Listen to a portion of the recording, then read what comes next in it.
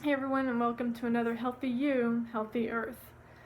Now, this past week I found myself getting a little more frustrated than I like over small habits that I've incorporated that have been completely disrupted by these new protocols in place to keep us safe during the coronavirus pandemic.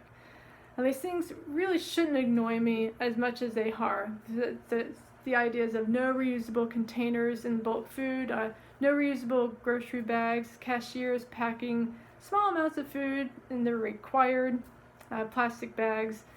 And I told my husband that these instances were great practice on patience and on being a hummingbird. Now, you can see that Healthy Earth in the link below, but being a hummingbird basically focuses on doing what we can. And the grocery stores are a true blessing right now, staying open so I can get food that I need to stay healthy through all of this. And the cashiers are not the ones that are in charge of the stores constantly changing procedures and practices. They're just simply following them. So one store says I can use my own bags, but I have to bag my own groceries, which is fine. In fact, that's perfect. Another store won't let me use my own bags at all.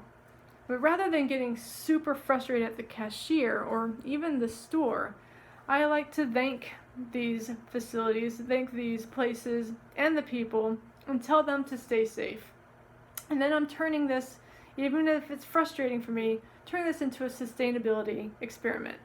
I'm weighing the pros and cons. Do I drive into the city and go to a busier store with people just so I can bag my own groceries in a reusable bag?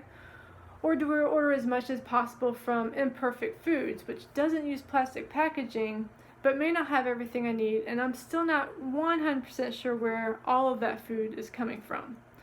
Or do I just walk to the local store and get the one or two items I need so they won't bag them and then have to return almost every single day? Now, life is just one giant experiment anyways. And to stay sane, I focus on what I do have control over, what I can do. I choose to eat healthy foods, which means I'm going to have to go to the store more frequently than if I got a whole bunch of bulk foods such as pastas, breads, and packaged meals. I can change the other behaviors to reduce my waste in other areas. So, for instance, I am driving a lot less, and actually this recently has been absolutely perfect cycling weather. Meal planning so I know exactly what I need from the store is really helpful in keeping the store visits to a minimum.